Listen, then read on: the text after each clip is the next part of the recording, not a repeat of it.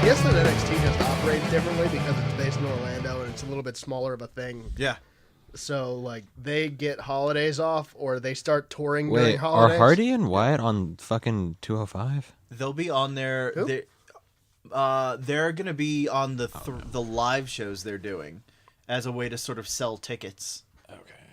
Which kind of undermines it being like a 205 live touring show. Right. Because Bray Wyatt belongs nowhere near a cruiserweight Oh, yeah, because division. they're not pulling off, or they're not getting ticket sales. Right. So they're adding Hardy and Wyatt. Who knew that if they're doing what I said with Big Cass. They're just, the scales are broke. Scales are broke. Let's throw in, and how they get broken? Matt Hardy. Yep, broken broken scales. Matt Hardy. Welcome to Kayfabe Club. Brian Ferguson. Nick Desjardins. Robert Smackery. Yeah, this week was it was better than last week. It definitely wasn't great, but it was better than last week. SmackDown was solid. Yeah, SmackDown was really, really good. I'll just run through a bunch of Clash. Raw stuff. We had a big thing it started out. Do we want to talk at all about Clash before we get into the? Because I know we didn't really touch on Clash. Oh yeah, before, Clash was great. It was pretty solid. Yeah. I think Clash started at like a 9 and then ended at like a 4 for me. Like it was just downhill from the beginning. Okay. Was it? That triple threat match was great, and then I was just like, oh, okay, and everything else is happening, and I don't care. Yeah, the three-way U.S. title match was really, really fun. Definitely some of the best work from two of them. Ziggler's been in long enough that he's had plenty of great work. So. Oh yeah, yeah. Also, I like little caveat or a little thing that I think about when you're doing like triple threat or fatal four-way, like title matches. The guy who eats the pin is then out of the feud. I always think that that's something that should be like a rule or like an unwritten rule. But if you eat the pin in a triple threat, you're obviously the worst guy. Right. So like, I think that's fair. You're then out of the feud. Right. So I don't know. So Corbin ate the pin. So sucks to be you. I think Goodbye. there might be a little Corbin bias here, but I'm okay with it. No, really I think that who ate the pin in the fatal four way thing. It was the New Day, right? No, it was Chad Gable. It was Chad Gable. Well, sucks to be them. They're out of the. Chad Gable. It is amazing how much of a push they have put on Jason Jordan to get almost no payoff. Chad Gable got himself the fuck over at Clash this weekend. Sure did. And he continued it on SmackDown. There was a lot of good like continuation of momentum from Clash to SmackDown. That roll through deadlift German suplex. Jesus disgusting. Christ. So good. It's just insane. Absolutely. The dude is incredibly talented. This was definitely the Chad Gable showcase. You know what I think is really interesting? Chad Gable looks so much more like Kurt Angle than Jason Jordan. Yeah, you just cut his hair to a buzz cut and then shave him bald. Yeah. And then go from there. I don't know. Less convoluted. Yeah, a little bit. I mean, we're not going to give WWE creative for credit for anything. If there were any matches that needed 2 referees, it was that Fatal 4-Way match. I really enjoyed it. I liked the kind of like one-upsmanship between Gable and Benjamin and Rusev Day for a little bit, where they like kind of split the ring in half, and they were like looking at each other, kind of like, "Hey, what are you doing?" And they were just like, "No, what are you doing?" And they were just like, "Don't look over here, do your thing." New Day did not come off looking strong in that, which explains SmackDown a lot. I'll be goddamned if Rusev Day didn't come off as fucking over, though. Oh, they were. That team is so over. Yeah, I mean, they had the Rusev Day chant often. Yep. That is the team that fans wanted. That is the team that has officially become face. Yeah, they're trying to push them as heel now again. I don't think so. SmackDown was a little bit more of a comedy shtick, so I don't know that I would count it as I liked it as face. I mean, Rusev Claus is something that I've always wanted and I didn't know I needed. Right? The women's match was fine. I don't know what they're doing with Natty. They could do nothing with Natty until the Rumble, and it'll be make her more of a cat. Start giving her more cat-like features. I think that's the only thing we can do at this point. Are we just gonna turn her into like a Japanese cat girl? Just a lot of like meow, and you don't understand me, and meow, I will not die. Just a lot of like that kind of stuff from her. Because like I don't care. Absent from SmackDown this week, right? So I think they're doing the thing that they're clearly doing the Bret Hart heel turn. Sure. Of you guys don't appreciate me. Right. But the issue is that like Nobody cares. When Bret Hart did the heel turn, he was one of the largest stars in the world. And Right. even though the fans were turning on him, he was still super respected. Sure. Natty doesn't have that shit at all. So, like, she's doing, like, a super heel turn where people go from, like, not liking her to just openly not giving a shit about her because, like, or it seemed like the crowd was That's the worst. silent. It's the worst thing that can happen is that instead of getting a pop, regardless, like, face or heel, like, for a silent crowd, Right. like, that's the worst thing ever. Like, Yeah. like Corbin coming out and just getting no fanfare at all. Like, that's terrible. At least He's getting a pop now. At least, Yeah. well, now I'm saying, Right, but like but it was like definitely Jason for, like, the Jordan was first coming several out months. and like nothing happening. Now Jason Jordan's getting a little bit of like, hey, like fuck you, like you like silence is terrible. Like Natty's getting silence. Yeah. Let's not forget, though. I mean, we have to at least appreciate that Natty, as a heel, turned even more heel. Yeah.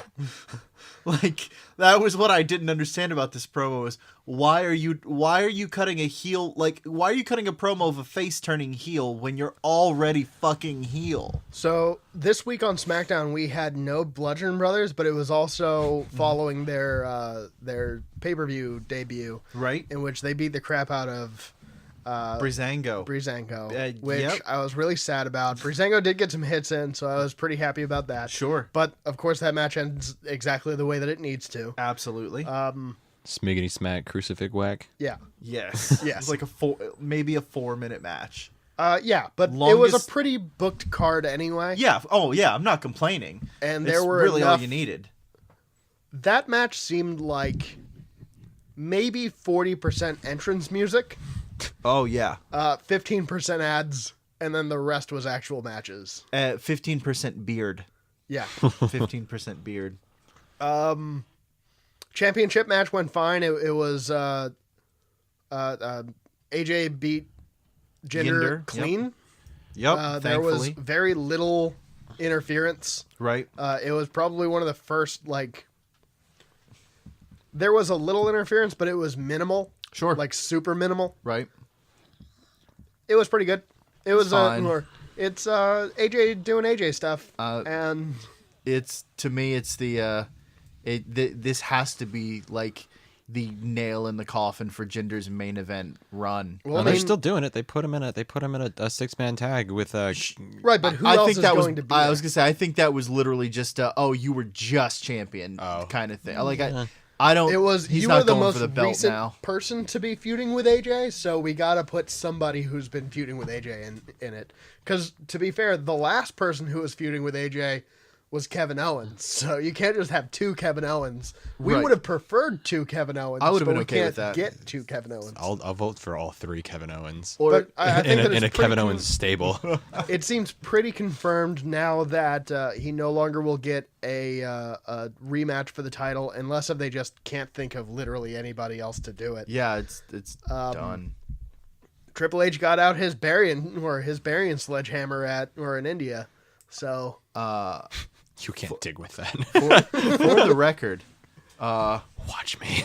I believe Jinder's been working injured, which, I mean, hey, kudos to him for that because it can't be easy. But it looks like he might be out for a month or so. Okay. But even when he comes back, I don't see him going for anything high I think that level. he started building enough of a pop. I think that he could have a legitimate run for the U.S. title. Right? Yes, absolutely. And that's where they need to start people. I don't understand. Well, I guess if you're trying to do like big strongman, then start them at the top. But Not even big strongmen, just purely based on talent. Sure. There's a reason why you bring Finn Balor in and throw him at the top of the card. right, It's hard to say, okay, you've literally been a jobber your whole career. Fuck it. Let's just put the belt on. We're just going to strap a rocket to your back.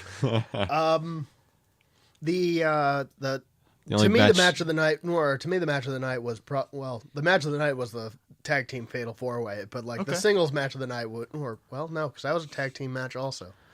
Anyway, Kevin Owens and Sami Zayn versus Nakamura and Randy Orton. That was a really fun match for me. The booking was really good. All of Clash was like seemed to have like clusterfuck possibility, but all the clusterfuck possibility didn't happen where I thought it would, and all the like the real clusterfuck happened in places that I didn't think. Like the Randy Orton like Kevin Owens match was like I was excited for the clusterfuck, and then I was just like, oh wait, I don't want to deal with this anymore. Right. I was like, two refs, I don't care. This is happening. I don't want it. And then like the Fatal 4 match, I was like, this is gonna be a clusterfuck in a bad way. Ended up being very good. Clusterfuck so, in the best way possible. So, you would never expect a Fatal 4-way tag match to be that exciting. Right. Because normally they're not. And normally there's too many moving parts. Right. It's just hard not, to focus on anything. Yeah. 2 ref tag team match was just weird, and I just didn't want it. I just like it happened. It like started happening, and I was just like, I don't want it anymore. I enjoyed it because it was kind of funny. Reject. But like, I can't think of any real memorable spots on it.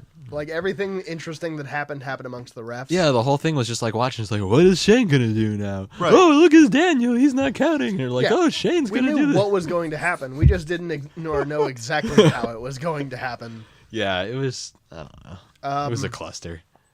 It was a cluster, and it ended the way it had to end. Yeah, I thought the last 3 minutes or so were really well booked. Is Sami Zayn's finisher just the roll up now? Yeah, that's it's the haluva roll up, which is not an after school snack treat. Should be right. Better than fucking New Day pancakes. That's you just flapped the wrong jack, sucker. Best line of I really did like that. It was good, and I hated it. I loved it.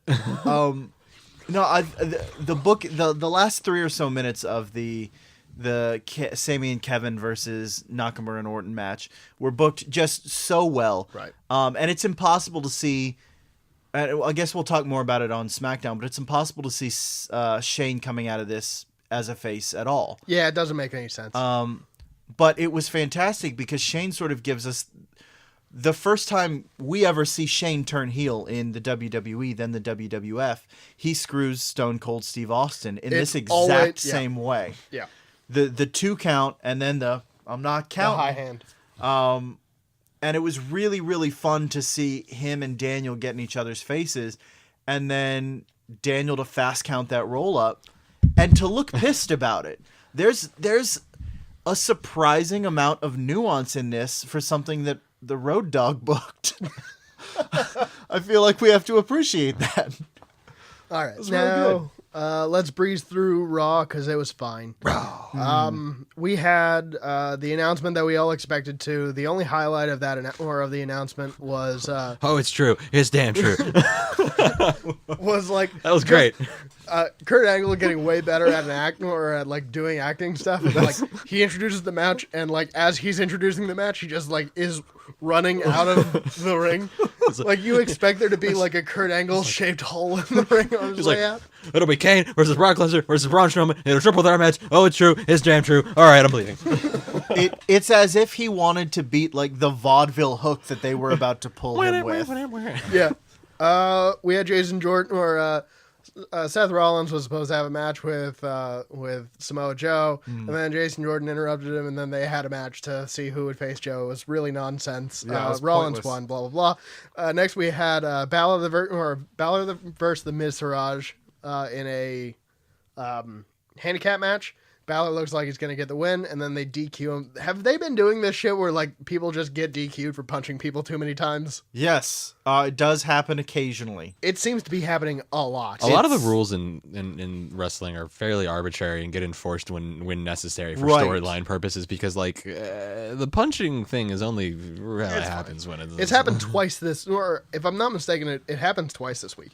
It reminds me of in the heyday of WCW, when they were still like really popular before they just got garbage, they used to have a rule that if you were thrown over the top ropes, that was a disqualification, and then they just didn't enforce it half the time. Especially until, like it was like convenient enforcement of rules. Right. Just a ridiculous rule that all right, for storyline purposes, you threw him over the top rope. You're disqualified. Anyway, we got the debut, or Hideo Itami came out to assist Finn Balor. Yep. I kind of feel like I really love how like they know what's going to happen because it seems like Finn was smiling extra big at his entrance. Sure. Like just waiting because I guess they were friends in Japan. Yes. As well as NXT. Correct. So it's just like, I'm going to get to play with my friend today. Yeah. Yeah, absolutely. They did really great. Sure. They worked really, really well together. It was super fun. You got to basically see Hideo Itami in another one of those weeks where they're like, come watch 205. Yeah, Yes. it was definitely like a little spot because they were like, this guy's going to be on 205 now. So if this is interesting, watch 205. Get the network, please. Please. Then they did the other 205 thing. We can super breeze through this, and this will actually take over 2 matches. Gulak versus Alexander. Gulak wins. Bummer. They have a rematch on 205. We'll talk more about that one because that was the more fun match. Fair. Didn't Cedric win the one on Raw? Wins on Raw. Because that one was the one for Zoe. They won for both. that was the one for the cruiserweight. He wins both of them. Yeah. You just wanted to think that Gulak won. I get it. No, it's Gulak's- just that the second Gulak's- match, the rematch, was more fun to watch. No, absolutely. Gulak's Couldn't winning agree in our more. hearts. You did get some great comedy work from Gulak after Oh, yeah. the fact. That was really, really fun. We had I thought Enzo was Oscar pretty good versus- on the mic during good on commentary during the. Yeah, he plays well off of Corey Graves. It's hard not to when you It's have really difficult to charisma. not play well off of Corey Graves. They had Oscar versus Alicia Fox. That match goes exactly the way that you expect it to. Yep. They had what I am referring to as the coffee bar versus Not Quite Shield, Okay. Respect. because it's the bar in Samoa Joe. Yeah. That was coffee. And then I don't know why they are. I'm dumb. No, it's good. I like it. I don't know why they didn't have Roman because he's the third member of the Shield. Is he off doing shit? Roman was was not on off TV. for holiday this week. All right. I guess So- that's what you get to do whenever you're like the only champion on Raw. Yep. Well, they didn't have any of the champs on this week. Now that Lesnar. Alexa Bliss came out at the end just to stand in the ring. Right, and look like Alexa Bliss, which I'm okay with. The reigning, defending, undisputed Yeah. Universal Champion Brock Lesnar was on Raw. That's true. I don't understand then. Nothing Bork makes any laser. sense. Brock's had like a 4-week vacation though. He's good. Yeah. He's rested. This match He's only got one really F5 in him. This match only served to like push the Shield versus Samoa Joe because hopefully we'll not get more Shield versus Bar. Well, Shield, there's no. I There don't know what the fuck they're effectively is gonna no do Shield. now. Also, it served to have kayfabe line up with real life because Dean Ambrose has an elbow injury, Yep. so he's going to be out for what they're saying a month. Dean underwent Okay, because I didn't know if that was a surgery work or not. this Because morning. I wasn't really like I didn't like pay attention to it, but I didn't like Google it. But I was like, this looks more serious than it should. And like Seth kind of like looked at him, and I was like, I don't know if this is like a real thing or not. I think he or had been working injured, Since and October. it needed to be needed to be addressed. fixed. Yes. So they needed to find a way to get him off TV, even though they wrote off. Naomi. No, They they're write doing- off people all the time. Yeah. Sure. Like Bray Wyatt, they wrote off as being ill. Same with Roman. I guess if it's a viral outbreak, then they're just like, oh, it's a viral outbreak. We don't need a story for this. all the nasties back there they're swapping spits. now this is Dean's first break since coming to the main roster. Yeah, He has 'cause not had an injury. He has not been out sick. I think he has been present on every pay-per-view since he has arrived. Correct. So Correct. Hopefully, hopefully for like the sake of his streak, because we're all hoping that he's going to be the Cal Ripken of pro wrestling. Yes. I'm hoping that he's going to be the Cal Ripken of pro wrestling. Fair. He'll be back by Rumble. If it's an elbow injury, then it's hit or miss. It depends on now, what I January read this 20th. morning was that he's had surgery. It was successful, but the tear was worse than they thought. Hopefully he will be back. I really hope he's back by Mania. Right. The initial diagnosis was saying a month. Yeah, the initial diagnosis was that it did not look bad. So hopefully we'll get Dean back within a month because this kind of throws the sort of big storyline on Raw into the air. Kinda. I mean, the Shield has I wanna throw it effectively into the done garbage. nothing of note. yeah, this is they like They brought man, the Shield back, and then Roman like got a viral infection, and he was out. And then they had like Make a Wish angle during TLC. Somehow And then- Rollins has been the only one to not go down for an injury or Impressive. something So else. they're just gonna milk the shit out of this Shield thing for God knows how long. Or it's just gonna peter out, and it's gonna be the worst thing ever. I'm done with the Shield already. Pretty much. We had Revival's return versus Heath Slater and Rhino. I thought that was a really fun match. This guy's got kids. He's got kids. I fucking love Heath Slater so much, and Rhino is fun. The two of them have a really weird dynamic in that they are the least likely tag team since X-Pac and Kane. Fair. Like they're gonna, I don't know what they're doing with that. They had a little like backstage. Yeah, they like, had a thing. vignette at the end of it of like, gotta get tougher, Heath. Yeah, almost like they're doing their own hype bros, but hopefully it's just like Rhino's gonna like. I'm hoping that they're just gonna do like Rhino going through a Rocky montage with Heath Slater. I have booking. This is my fantasy booking later. Oh, just really? so everyone knows. We'll get there. Okay, because I had like a Mulan kind of thing going with Rhino and Heath. I can see. Closing out Raw, we had a women's 6-woman tag that basically just devolved into a fight. The best part about this is Elias playing with the girls. Oh, it was real good. That's not good wording. No. That's fine. More like the girls just trouncing on Elias. Yeah, Elias comes out to cut his promo, and he's just doing his stuff. He gets interrupted every time. He gets a huge pop at Nora when he first comes out. Oh, yeah, it's great. Ladies and gentlemen, Elias. My only joke note that I took this week is Elias is not a hugger.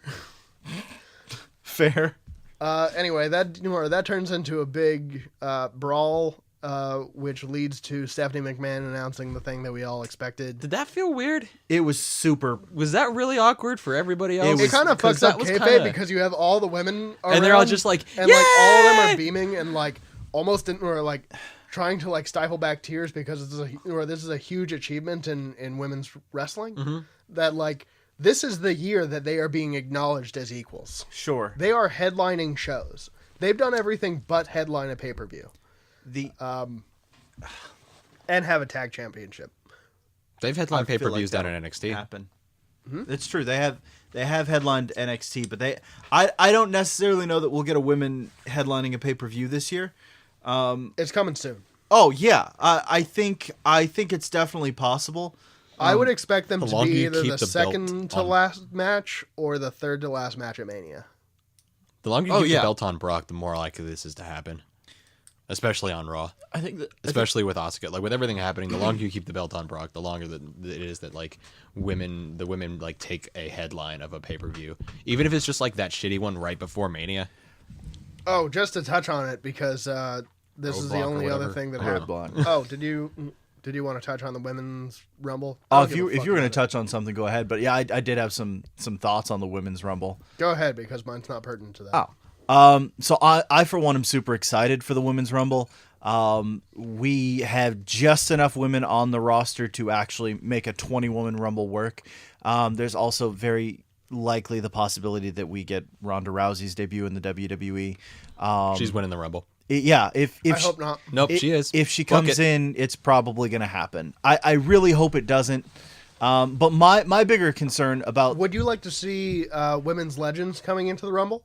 I would be okay with that. Trish, Lita. Have Trish, Lita come in. Absolutely. I mean, obviously not have the shitty ones. Sure. Yeah, let's do that. I didn't even think of that. I'd be perfectly okay with. I mean, it's sort of a staple of the regular Rumble, so I'd love to see it. Is to see old guys just come to in round and it out pop, to round it out to 25 because you can get 2 or 3 of them in, and you're going to get the huge pop at Rumble. Damn right. They get to be, or you get to take people who helped usher in the era that the women's division became. Absolutely. And allow them the honor to be a part of this memorable thing that they had worked so hard to accomplish. Sure. Despite the fact that, or despite working in a time in which the people at the top were never going to allow that to happen. Exactly. I would be surprised if we don't get some women's legends. I would be disappointed if we don't get women's legends. Sure. We're not getting AJ, and that makes me sad, and that's all that I care about. Fair. AJ's never going to be back in a WWE ring. My big problem with the way they announced this, though, was just how... That made me feel weird on the inside. So you have the entire women's locker room brawling with one another. Yeah. And then suddenly Stephanie McMahon comes out, and everybody straightens up like anybody gives a shit about Stephanie McMahon ever. And Stephanie McMahon... It's like when everybody's arguing in the office, and then the boss comes in and everyone stops. Also, Stephanie is nearly 6 feet tall and comes out in 5-6 inch heels and literally towers over the entire women's roster, Nia Jax included. No one looks bigger than Stephanie McMahon. She stands in the middle of this ring and sort of goes on about how we've started the women's revolution and all of this. And the women, who, again, deserve all of this acclaim, they're just sort of standing in the ring, breaking kayfabe in your go-home moment on the show. To give Stephanie the moment. To give Stephanie the moment of saying, we've built this. Right. And I just feel like it sort of undermines, to be fair, the whole of the talent. She is a former women's champion. She sure is. Yeah. It's. Oh, and we also had a pretty good. We had a pretty fun promo with Bray Wyatt and Woken Hardy. And Woken Matt Hardy playing chess. How did you feel about this, Thackrey? Because you have strong opinions on it. Splitting them was great. I felt like it was the best promo Bray's cut in recent memory. Bray's a little more serious in this one. Yeah, still gets the laughs. No, he was still getting. Yeah, there was a little. He's bit doing more, the laughs, but he's doing it mockingly. Yeah, like I liked how he was mocking him and like. Matt's playing chess against a fucking goldfish. Yep. And I'm just like, whoa. Like I was like, I like what's going on with Bray. That goldfish is Napoleon. Yeah, Matt's not playing chess against a goldfish. He's playing chess against Napoleon Bonaparte. This is important. Yeah, I thought it was great. Both of them were pretty good. I kind of was most interested to watch that to see how you would feel about it because you've had such strong opinions on the matter. I mean, the Bray Wyatt was better, but it wasn't what I'm looking for. I hope they'll continue. It's getting there. I think they'll continue to prod and move him that way. So we know that Matt has free reign. The smart move is give Bray free reign to do what he wants to do instead of letting the writers write for him. Right. Agreed entirely. I think that it ends up being really, really hacky if you have one person who can write his own material and the other one is going with what the writers think would go best with that. Sure. Because they've done it. Like, they've done their stuff separate of each other when Matt was still over in TNA. Right. Over Twitter, mind you, but still, they know how to work together. Absolutely. And they understand that like their gimmicks are similar enough that that you can make it work and have it be interesting. Quick thoughts on Raw as a whole. Kane setting up out of the F5. What'd you guys think of that? It was even though it was like, why? I feel like it diminishes the F5 because we've talked about moves that are protected, including dirty deeds in the F5, which are among. I feel like it diminishes the F5 and makes Kane look stronger than he needs to be because that's what they're doing. The whole why of this aspect is what I'm doing. And then Enzo and Nia after the Gulak thing. I like that. I was like, yeah. I like where they're going with that. It gives Nia some actual character. Yeah. Yeah, because now she's not just like Alexa's best friend. Fucking great that like Enzo just like left during the thing. Like that's totally an Enzo thing to do. It's the most Enzo thing. He gets the "you up" text and he leaves. Leaves the thing to go talk to Nia because that's what he. Gulak shows up with like bloodied and beaten, even though we saw him leaving the match. Yep. Real good. All right, that's all I wanted to talk about as far as Raw goes. I thought that overall it was pretty fun. This was a better week in wrestling than last week was. Yeah. Yes. I'll give you that. Going into SmackDown, we had the whole fallout between the two refs. It was all right. I thought it was a real good promo. It was interesting. It was tense. Real good. Yeah. There's some tension there. Daniel Bryan was the best he's gotten to be on the mic in a long, long time. We all know where this is building, and we all really hope that it happens. Yes. And we all want it so bad. The worst thing that could happen to this is if it's just another cock tease. I can't take that. I can't take it happening again. We followed that up with Usos versus Ben Gable. Great. He continued to do that suplex thing. He's still doing it. That's what I'm saying. Like he did the roll through suplex. Well, the thing is, when you get like the biggest pop of the show or of that match, doing that, right? That's your finisher now, or at least that's a signature move. Let's not diminish how good Shelton looked in this match too. There was man, there were a handful of spots that are just incredible. Like Usos, or with the Usos going out of the or doing the suicide dive through the rope with the high knee. Oh. Did they do like a modified Doomsday device? They did. Yes. Shelton and Gable, and I was like, "What is going on here?" Like that was really cool. It's a power bomb set up into like a top rope, almost like a reverse bulldog. Bulldog, yeah, exactly. It's real good. I'm perfectly okay with it. Yeah, they win the match, which is great because it looks like they're going to put the two best in-ring performers together with for the tag champs. I like that. I'm really happy to see that. I didn't talk about this, but the Usos kind of did it during Clash, and they did it here. But I think if you give free reign to Shelton and Gable as far as to cut promos, they're going to be fun because a lot of their stuff that I've seen on Twitter for them has been great. Yeah. And the Usos were fantastic during Clash. Aiden English did the whole 12 days of Christmas, and the Usos came out and did Lockdown for all 12 days. Yep. And by day 8, and I was just like sing along, and I was like, Lockdown, day 7, Lockdown. I was so happy. I want to talk about this during Clash really quick. Okay. I watched it with Mercedes. Sure. And she was locked down. yeah, first off, You locked her down. she was fucking lit when that happened. That's It was amazing. great. But during the Bludgeon Brothers squash match, we're watching it, and she gets so excited when the Bludgeon Brothers come out. Is it because of how metal they are? Yeah, because of how metal they are, and I'm sitting there and I'm like cringy. I'm not like sold on the Bludgeon Brothers completely. Sure. Because they're a goofy like 80 or like early 90s, late 80s throwback. Oh yeah, thing. It's a gimmick team. Why Family West, man? It's weird. Sure. And she's like, "Why do you not like them so much?" And I'm like, it's goofy. I think that they're getting there. They have room to grow, Sure. and it can become a really, really good thing. But right now, it's just not fully developed. And Right. it's just silly to me. You gotta let it give. You got to give it time to breathe. I Sure. think with something like this. Yeah. And then she looks at me and she goes, "But you like them," talking about the Fashion Police. And I'm like, "Yeah, they're great." You call them by their names. That is Fandango and Mr. Tyler Breeze. Good day, sir. So all that I want to say is that Deputy Dango. Deputy Dango. we may come off as serious here, but we have zero credibility when it comes to what we're doing. None. All right, so we had Flair and Naomi versus the Riot Squad. I thought that was a really solid match, and they are doing this.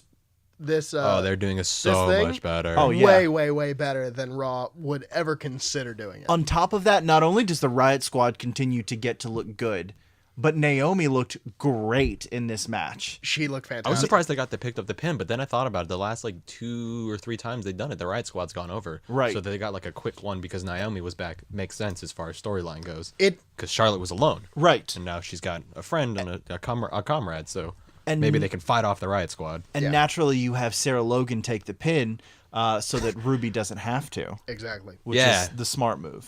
Eventually, the Riot Squad splits up, and it's it's Ruby and Liv and Sarah and her Peppa. Yeah. Eating game meat. Game meat and biscuits. We had Rusev Day versus the New Day in a holiday comedy match. This is Oh my Rusev God. Claus and was Rusev it Claus and Olaf Aiden the English? Snowman. Oh, yep. I wanted to say. am currently wearing my Happy Rusev Day boxer briefs. I just want everyone to know that. God, those are. I absolutely loved it. This match this is the most fun match that I've seen New Day in a while. This is like the first time that like them being goofy isn't really fucking obnoxious. I thought it was very obnoxious, but it was fine. I thought it was obnoxious, and I was like, "Oh, now you're gonna make Rusev a heel?" Like they were just like, "Rusev's acting mean," and I was like, "Yeah, Rusev can act mean, but he's gonna get like a shit ton of fucking he's getting all the cheers, Yeah. all the cheers." It's because Rusev can't do anything without just the biggest shit-eating grin on his face. He's just so happy to be in the position that he's in. Yeah. He's so happy to have Rusev Day be a chant. He has like a seizure out there when they Oh, start. this chanting is his Rusev way Day. to shit in Vince's mouth because he has gotten over with every gimmick that he Everything. possibly could. Despite them trying to ruin Rusev over and over and over again, he just is one of the best. I'm glad that they have Rusev Day like it's starting to become a thing, but I really do think that like he's moved past the Bulgarian like thing. I want them to change Yeah. his entrance and his Titan and his music. Sure. I I think hope I that think we'll they get should there. progress past this to something else, to a new. What do you give him as entrance music? I For don't some reason, I know. thought Just Aiden sax. I don't know. Like I just Handsome Rusev with It's some just like- sax music. what's happening with Rusev Day in the ring and with Aiden English and what's happening, I think really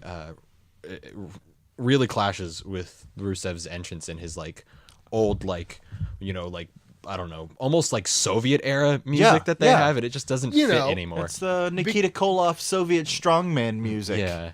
Right, because of America's everlasting feud with Bulgaria. Yeah, we're known for it. I mean, he wears shoes now. Come on. Like, he's progressed as a man. Right, he's growing as a person. 2 weeks from now, he wears a bow tie. Yeah. You can really tell how, like, protected the New Day is because, like, they had to give him the win this time. Yep. Even with Xavier in the match. Even fucking Xavier. Xavier took the goddamn pin. Fuck Xavier. Anyway. It's We closed it out with Styles, Orton, and Nakamura versus Mahal, Zayn, and Owens. Yes. It was fine. Sure. It ends with the heroes doing all their super moves. Yeah. I think It was Nakamura- to me probably the worst match of the night. It was fine. It was wasn't a alright. bad match. It just Well, it's just you had a lot of really good stuff happening in SmackDown this week, and Right. this was just it kind of felt like a way to wrap up a couple things and throw it out there and and see what they can do next week. Kind of like we'll figure it out.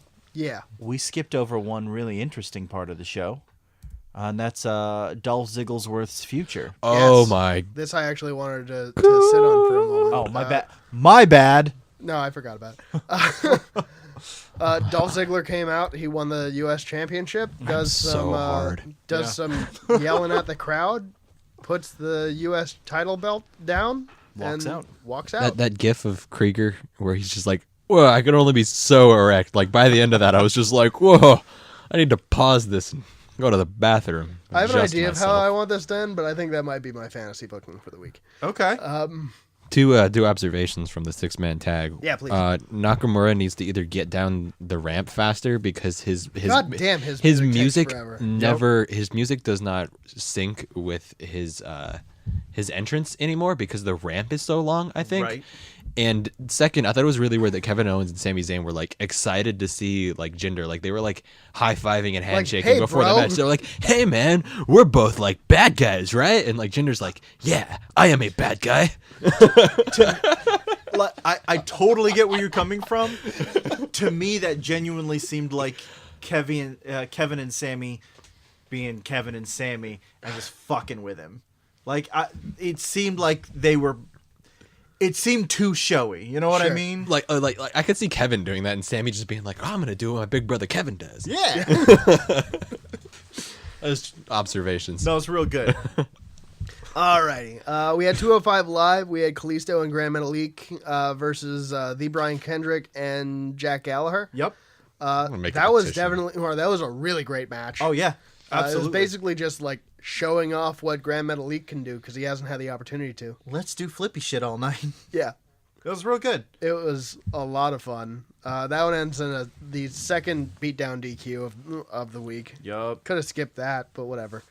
Hideo Itami versus Colin Delaney. That match goes the way that you would expect it to. Hideo just destroys Colin. Yeah.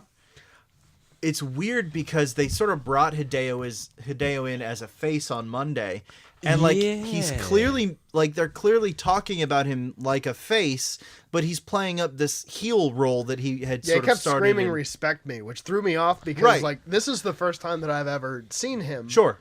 And it seemed like the 2 weeks that they had him, Mm-hmm. or the 2 shows that they had him, are so vastly different. Yes. I feel like what they did is they showed they had him pop and he wasn't gonna he's gonna be over with Balor, so they just kind of like they rode that. Right. But like it was weird seeing him come in as like being billed as a face, but like come like through NXT by the end of it he was a heel, and I was expecting him to be a hard hitting heel Right. in 205. So we'll see how that progresses. It depends on who gets the belt next.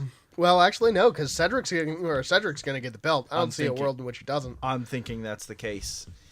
And I think at that point you have Hideo as your sort of top heel.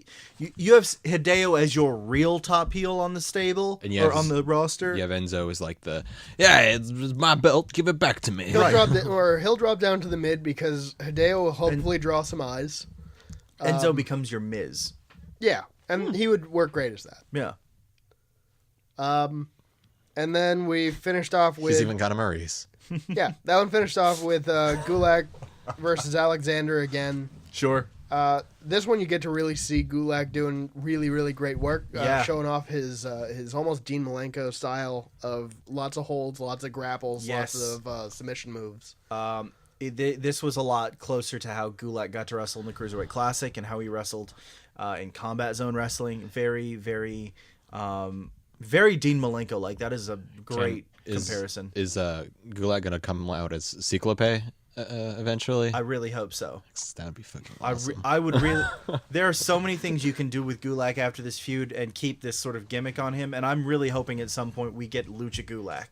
I need that to happen. I loved the ending of this match more than anything. Because it goes from like a super serious match the entire way. Right. And then it ends on kind of the joke ending. Sure. Which I love when like really serious things are like, nah, we're not that serious. Let's just silly it up a bit. The match ends with Gulak climbing the ropes. Yep. With his knees visibly shaking. Yep. Oh, breaking his #1 rule. Solid on Gulak's part. And the best part is like he proves himself right. Right. Which is the best thing, because the reason why you don't do flips is that at the end of the day, they don't pay off. Yeah. That's what he always says. Is, right. You know, for all the effort and all the energy that you put into it, they never end up being as worth it as they should be. Sure. And he gets pulled off the rope and thrown into a lumbar check. Yep. A pretty nasty looking lumbar check too. Yeah, because he landed it well. Yep. Or flat. It was great. It was real good. 205 is going to be so shitty with Cedric as the champion. This was the first week that like they had him talk, really, and he is like his character is, I'm the good guy, right? Yes, that absolutely. You guys gotta like me. Absolutely. And we're like,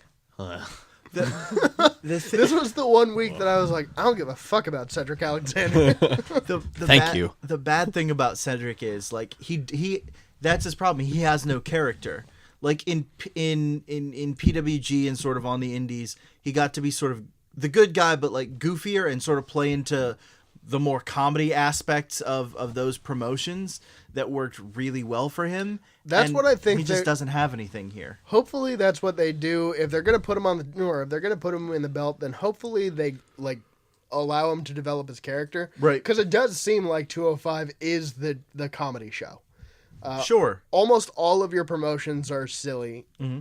All of your big feuds seem to be silly. Right. The closest thing to serious right now is the Luchadors versus Gallagher and Kendrick. Bryan, right. But Gallagher is a joke character. Or at least started out as a joke character. Absolutely. Bryan Kendrick is a pirate. Right. Yeah. And then Luchadors are Luchadors, which are incredibly serious, incredibly intense, but in America are the complete opposite of that. Right. They're jokes. So... Sure. There is almost no serious aspect to 205 right now. Cedric's just a placeholder at the moment. I think he's going to drop the. He's going to get the belt. And he's going to be a placeholder for Hideo. He's going to hold it for less than 2 months. What I think we'll get is Cedric dropping it to Hideo, and then we get the sort of. I think they'll develop Cedric's character by having him chase Hideo for the belt. Yeah, because those are realistically your two big crossover, talented athlete characters. Mm-hmm. I think that'll give us a Gulak and Enzo story where Gulak gets his sort of redemption, because I don't see them turning Enzo face out of it. Nah, there's no reason to. I think he's gonna sell merch anyway. Right. So I think we get face.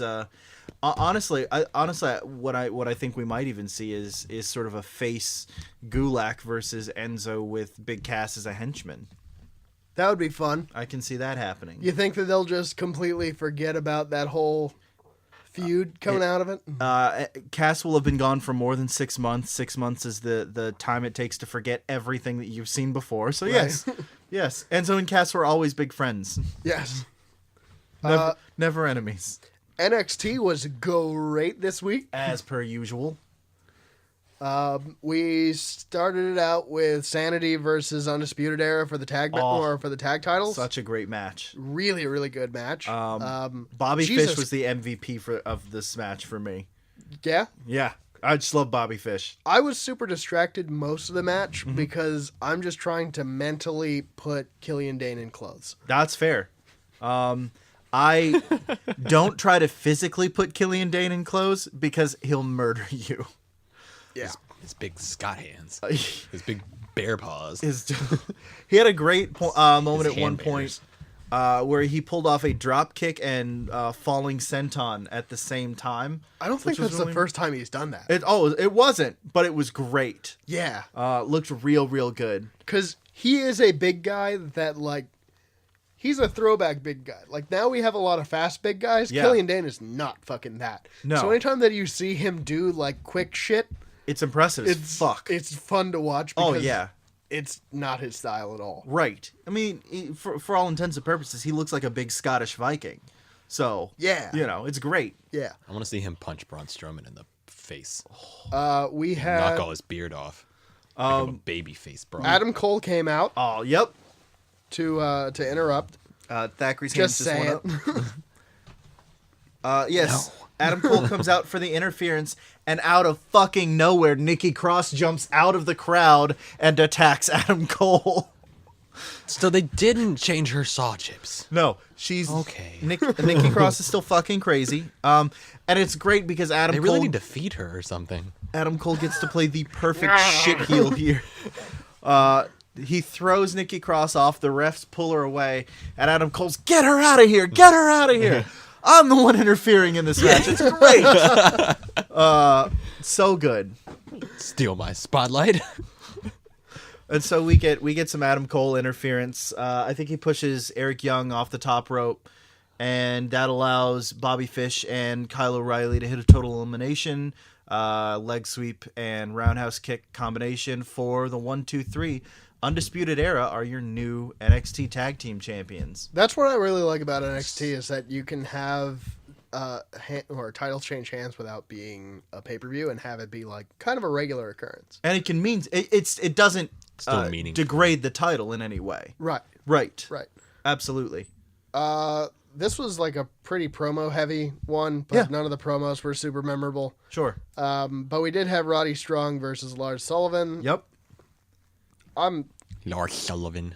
We had Lars one Sullivan. really great match trying to figure out this fatal four-way. Sure. One really good match. Sure. And then this was just kind of middling to me. It was... This match, the point of this match was to get Lars more over without hurting Roddy.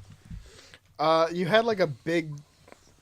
you had a package before Roddy came out of like his battles with addiction and his family life and all this other stuff, and then he gets pretty squashed. It was like, and then he loses. Yeah, basically, he gets some good offense in for a minute or two, but Roddy goes a long way in putting Lars over because Roddy hits this massive angle slam on Lars. It looks great. He goes for the pin. He just gets launched off of him at one. And Roddy just, sort of backs up to the turnbuckle, just shocked look on his face. It's perfect. Match of the week comes next. Oh, my God. What a great match. Pete Dunne versus Tyler Bate. This is Dunne Bate 3 this year. Yes. And every single one has been phenomenal. Well, because the first one... I don't understand his hair. First one, Tyler Bate wins. Right. He wins the title. He becomes the youngest ever UK champion, which means almost nothing because there's been like two of them. Right. That's fair. But he is 20, so Sure. it is still kind of memorable. Right. Then Pete Dunne takes the title back after that, and now you have this match, which is kind of like... The blow-off. The ending of the feud. And it was... It's like 20 minutes. Yes. NXT actually goes 12 minutes over its normal time so they can fit this whole match in. It is stiff. There are some... Holy shit, is it stiff. There's... Yeah, I don't even want to spoil any of the spots for you. If you only get a chance to see one match this week, pull up your network, go to NXT, go to the last 20 minutes, and fucking enjoy. It's worth the price of admission. Absolutely. Feel like they're talking to me. Two matches... There are two matches this month alone that are worth the price of admission for the network. Absolutely. And both of them are on NXT. Yep. None of them are on pay-per-views. Yep. None of them are on takeovers. Yep. That's fantastic. I would venture to say these are 2 5-star matches this month. All that I will say about this match is, holy fuck, is there a lot of real-life punching. Yeah. They're like... I actually went back and watched this match a second time because you get some loud, stiff hits, and I'm like, okay, all right, those sounded disgusting.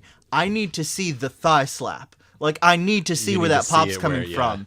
And I'm pausing, and I'm slow-mo going through it, and I'm like, where is this thigh slap? Like, I don't understand. Like, you get the angle, and there's no thigh slap. Did Tyler Bate just knock Pete Dunne out? Like, what is going on here? Do you know who else was stiff this week? Heath Slater and Rhino versus the Revival. They sure were. Oh, the Revival was super stiff. I mean, that's just how they work. Like, did you see how red Heath Slater's face was from getting hit in the face? Oh yeah. Oh, it was gnarly. He's got kids, man. He's got kids. You know. It's good to see them on TV again, though. All 4 of them, to be honest with you. They're obviously. I think they're going to do more. I'm thinking that what they do is they do this program with the 4 of them. Keep having the Revival just beat Rhino and Slater and have Slater just move on to the Good Brothers after that and kind of do what they originally planned, maybe. I think. Or actually, no. I think the Good Brothers are probably going to start a program with Titus Worldwide, which I would rather see anyway. Fair. Because you get to see them do some funny shit and hopefully a lot of promo work. What I'm really excited for, and I hate to say it, because I hate for Dean to be injured. I love me some Dean Ambrose. But I think Dean being injured, since it basically kills the Shield Bar feud, we have to get... Well, I mean, they have to now mix up the tag division. You got to do something. Because Seth Rollins can't fight the Bar for the belt alone. You can have Roman hold the fucking tag team and the Intercontinental belt at that point. Like, fuck it, he's part of the Shield. Let's push this Shield thing, guys. Push it, push it, push it. I would rather take a ukulele shot to the head. Yeah, fuck me. No. I would Pass. rather that. Hard pass. Oh my god. Yeah. Some big news in wrestling this week. What happened, buddy? So, Please tell us. not even hitting the New Japan report this week. Let's talk about the WWE. On Friday, it was revealed that Vincent Kennedy McMahon has opened up a separate venture outside of the WWE, Alpha Entertainment. On top of that, he has sold $100 million worth of WWE stocks and also registered the trademarks for UFL and XFL. Yeah, that shit's fucking work. Yeah. So maybe we'll get a sequel to that 30 for 30. Vince has actively now expressed an interest in opening another football league. He's gonna buy the fucking Panthers. And I'm great. I just, you know, it's no secret that Vince is friends with our president, who does not particularly care for the NFL. And I think Vince sees a business venture here because Vince's one big well-known public failure is that he started a football league and it was garbage. And I think Vince McMahon, if you watch that 30 for 30, it changed the way that football was. Sure, presented. It changed the NFL. And it turned it on its head. And I think if the XFL would have gotten 2 seasons, the XFL would be bigger than the NFL is right now. You think so? Oh, Hot guaranteed. Guaranteed. Because I don't think they would bother with any of that controversy stuff. Because did they really give a shit about the national anthem? The XFL? Yeah. No, I'm saying the XFL, when it would have started, and if you would have progressed as a competitor to the NFL, it would be bigger than the NFL now because they would have dropped all the wrestling bullshit. It would become a legitimate league, Yeah. and you would have then been siphoning talent, and it would have been way closer. And then at that point, with the XFL actually creating innovations, because Vince knows how to run a TV show. Sure. They would have just been better. They would have been putting out the better product, and eventually that would have bet the better ratings. Even the changes that the XFL brought to the NFL, it took years. Oh, the NFL was in a slump at the time. I mean, realistically. They're in a slump now. Here's the interesting thing, though. So when the XFL first came out, they had it being owned by the WWE, they could cross-promote with Raw. They could cross-promote on SmackDown. They could do all that. With Vince registering it as a separate company, it's something that WWE stockholders do not want to be involved in, which means they're not going to be able to be cross-promoting this on Raw. They cannot take advantage of it being on the network. So Vince has to work a little harder to pull this off. But what's interesting for us from a wrestling standpoint, because this is Kayfabe Club, of course, if I know, right? Brian's shocked. Where are we? This is Vince. What day is it? What am I recording? This is this is Vince maybe stepping away a little bit from the company that he has built, and That would be this huge. could Did be you just very finger crossed? Yes. this could be very beneficial And then for I the had an product itch as on a my whole. If Vince wants to focus on sort of rectifying this big failure that the XFL was, Right, because one of on the big his- issues that he had was he had to be kind of hands off with the XFL. Right. Yeah. He was basically dividing his time between both, and he didn't have enough time to spend on the XFL. Right. So WWE's established. Like, whether you like it or not, it's not going anywhere. when you have a natural successor, Right. Now we get to see whether or not Triple H it's a if it's a flash in the pan as far as NXT doing so Sure. well, or if he can actually translate this to a bigger stage. We'll because see. the NXT, I don't think NXT will not the way that everything's doing will not transplant one for one. So You he'll think have if to he change leaves it. NXT, we'll see. you have his I think his good NXT buddy, falls down. I was going to say, you think he has his good buddy Sean take over? well, Sean is the road agent. I mean, Yeah. Sean's helping to lay out most of the matches, and I certainly think it fucking shows. But He's got an eye for flair. is it the wonky one or I could see Sean taking over, and I've got no complaints with it. But we should hear something around the 25th of January is when an God damn, announcement that's is supposed specific. to take place. That's what the dirt sheets say. Multiple 3 days before the Rumble. Yep. Smart choice. So, we could be looking at the Rumble being our first I want Goldberg to foray. be back in the Rumble. Goldberg? Yeah. I can see that. He's not gonna be. I really like his music. Is that all that The you want? entrance is so great. Well, I mean, to be fair, it's not like you couldn't have somebody else take over somebody else's music. I mean, Goldberg actually took over Pat Tanaka, famous Jobber's music in WCW. The Goldberg theme was originally his. You can go back and find it on the network. in a It'll bigger, blow your mind. more popular, less like jobbery person, Kurt Angle took over for Sergeant Slaughter's music. Sergeant Slaughter and the Patriot both shared the song Metal before it was given to Kurt Angle. Yeah. Yeah, Fun big fact. thing. I think you suck. God damn it. You want to play around some, you guys? What does that mean? Let's do some fantasy book. Yeah. It's not what I thought. Hand jobs later. Anybody got one? You guys sounded like you guys had actual things to contribute, so go first. Nick, what you got? Okay, so this week we saw Rhino and Heath Slater sort of confronted backstage and being told they needed to get some aggression. They needed to get the ruthless aggression. I think that Rhino's words were Heath Slater isn't tough enough.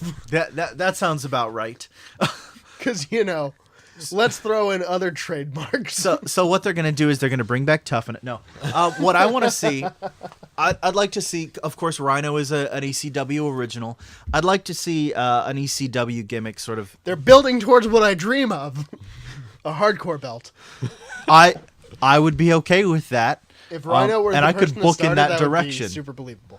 What I would actually, in fact, we're going to book towards that. Fuck yeah. We're going to fix Rhino and Heath Slater, and we're going to book towards the hardcore belt. So what I'd like to see them bring back this old ECW angle where the Public Enemy helps perennial jobber Mikey Whipwreck toughen up so he can fight Cactus Jack. So what I want to see is 3 different weeks of Rhino running Heath Slater through these ridiculous training exercises. Climbing trees, eating Cheese Whiz, because Rhino really likes Cheese Whiz for some reason. Rocky IV montage. Absolutely. Just 3 weeks of absurd training where Rhino's just giving Heath this shit. I want you to come in and you have them go in a competitive match against either the Revival or the Good Brothers, just one of the bruisers. You have them lose and you have Heath eat that pin. At that point, Rhino doesn't beat up on Heath, but they split. He's just like, look, this is not working. You're just not tough enough. Oh God, Heath's gonna be tough. What I want then is the next week, I want Heath to come out and decide, no, I'm going to prove to Rhino that I am I'm tough. I'm just as you are in ECW. I'm just as tough as you are. We get a little bit of serious edge to Heath Slater's character for once. Cue the Sandman.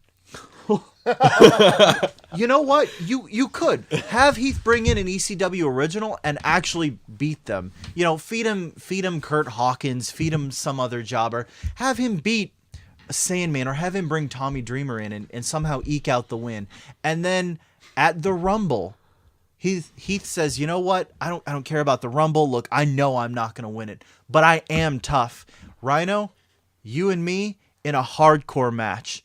And Rhino comes out, and he's got the old fucking trash belt with him. And he says, you know what? All right. Hardcore match. Royal Rumble.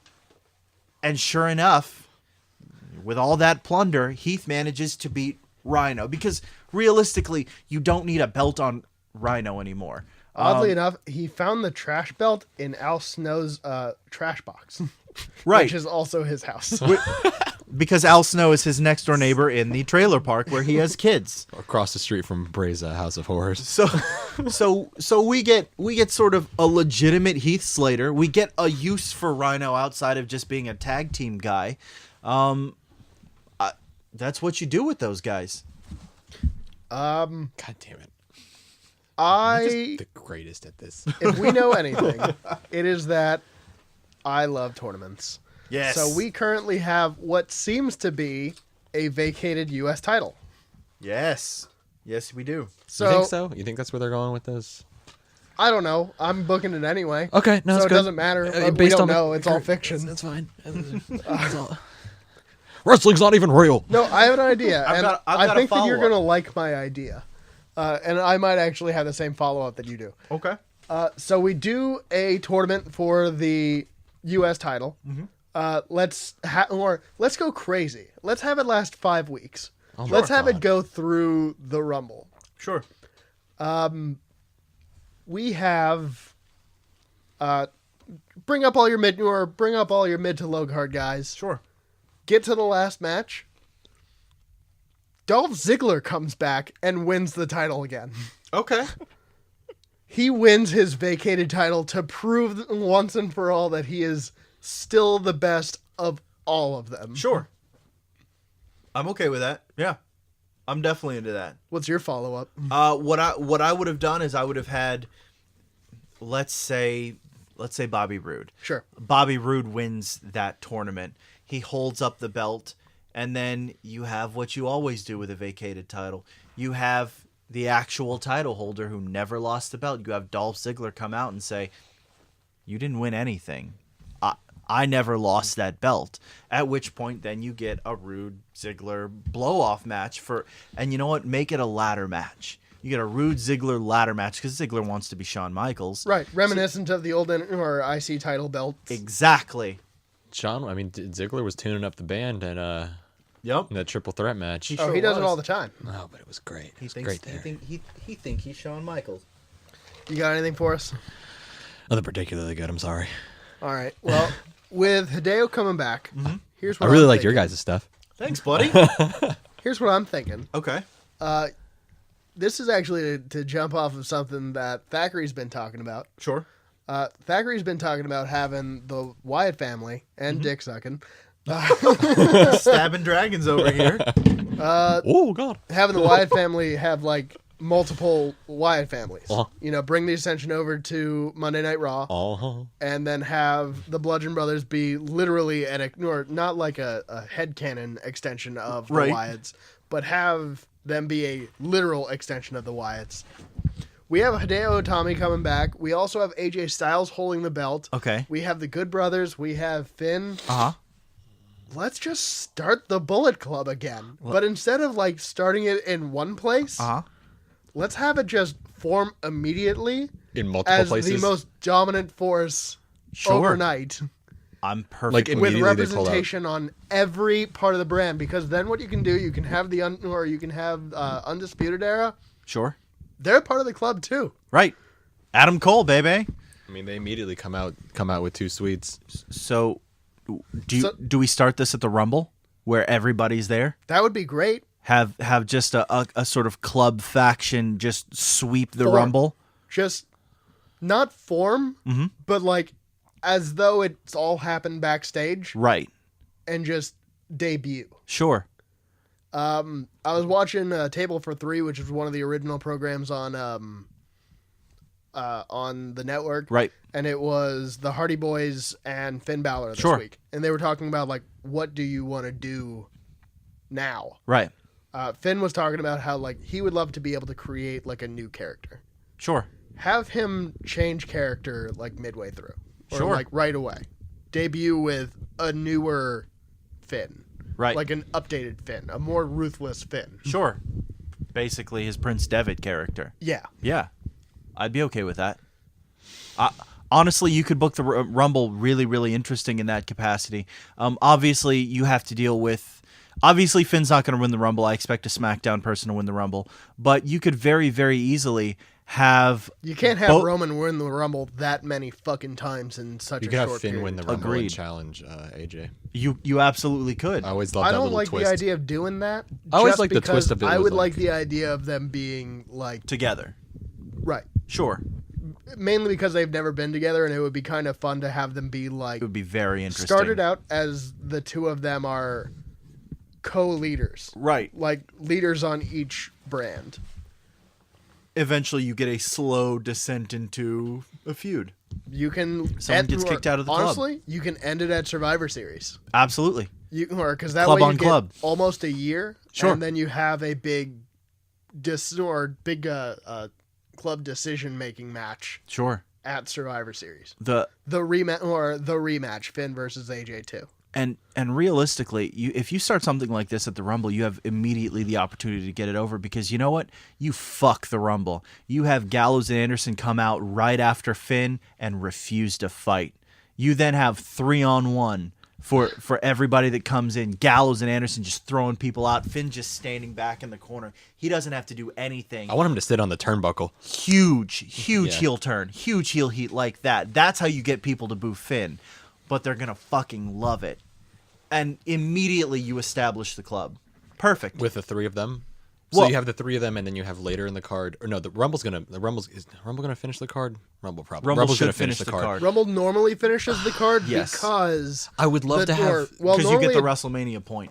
Well, you get the Yeah. WrestleMania point, but also they normally have the Rumble finish it off because whoever wins the match or the title match, Yep. the losers get to participate in In the Rumble. Yep. I think So you think that the way that I would do this From is there, I want you can AJ. build up Shield to be bigger. Sure. Or if Sanity ever crosses over, Sanity would work pretty well in that. stable warfare. Exactly. But have it be cross-brand stable warfare. Yeah. I would want the Rumble if you were gonna do Or this actually, in the if you Rumble. really want to do it, or Sanity, or I'm trying to think of where Sanity would fit. They have the gear that looks like the Shield. I think you can put them as a sort of uneasy alliance or allies. For instance, if you have the Shield on Raw, you throw Sanity on SmackDown. Or even leave them on NXT for now and Sure. have them compete against Undisputed Era. I mean, that's what they're doing now, and it's great. So no complaints here. So, and I mean, there's people on every part of this that could fit somewhere. Absolutely. Not to continue tooting this horn, but it's working for New Japan, and it has for years. It worked before. Like, it worked before in the WWE. Yep, stable warfare works. It gives you And it's fucking fun. It's so much fun. It gives you very easy avenues into multiple stories at any given time, and that's really beneficial. Yeah. Yeah. Especially if you can start getting representation on 205 with Hideo being Sure. or 205 Bullet Club. You can throw Hideo in, or you can throw it. You can fucking go left field and have Brian Kendrick go Bullet Club. I would have him join with Hideo. Sure. Because it fits. Yeah, absolutely. If they book them all as heel, then That's all you need. I don't want to dilute this a la NWO. Sure, but if you go stable warfare and start just sort of dividing people out into different stables, you're gonna get some shit players everywhere. Okay. Sure, but you don't need them to be top, or you don't need everybody to be a top player. There's going to be low man on totem pole. Oh yeah, everywhere. But I'm okay with that. I mean, you've always got to have the guy to eat the pin. Yeah, Bullet Club has a guy to eat the pin. Right. It's my idea would still be Miz Taraj gets absorbed into the Wyatt family. Yeah, I'm real okay with that. Real okay with that. I was gonna say something. Wrestle Kingdom 12 is in 2 weeks. Get excited. I'm get hypey. Get hype. We're probably gonna have to do a viewing party for that because otherwise I'm not gonna be able to see it. I totally understand. No, I'm so excited for it. They finally announced, like, the full card has been announced this week. Tokyo Dome is sold out. It's amazing. I'm so excited, Brian. I'm so excited. What's happening? Because I don't know anything other than the wrestling. I've been working on putting together a card and analysis sheet for you guys. Your big matches, of course. I won't really explain Naito versus Okada right now, but that's your IWGP Heavyweight Championship match. It's gonna be it's a big fucking match. It's about 4 years of story in the making. Jeebus. It's really, honestly, the booking on it is impressive. Right under that, you have Chris Jericho versus Kenny Omega in what is now a no disqualifications match. God damn. That does not happen very often in Japanese pro wrestling. It never really translated well over there. So that's, you said no DQ, and I was like, meh. That doesn't happen very often for them. I almost said, but you're getting 2 American guys, but no, you're getting 2 Winnipeg guys. Right? Yeah, you're getting 2 Winnipeg guys. Loser doesn't get any, or does not get any maple syrup for Christmas. Right. That's how that works. Japanese Christmas is, of course, on January the 5th, the day after the Tokyo Dome show. Gotta drink your milk out of cartons, not bags. For a whole week. Let's see. There's we're getting Jay White versus Tanahashi, which is a big fucking match. We're getting the Young Bucks challenging for the junior heavyweight titles against Roppongi 3K. There's about 5 other matches. Cody Rhodes versus Kota Ibushi, which is now not for the Ring of Honor world title. Dude, Cody Rhodes looks like that guy on MTV. The weird guy who used to come on MTV and he had like the bleach blonde hair. Yeah, he's blonde now. And he was like, it's a bad look. A lot of people were, I saw a lot of memes of like him matched up with, from Resident Evil. Oh, Wesker? Wesker from Resident Evil.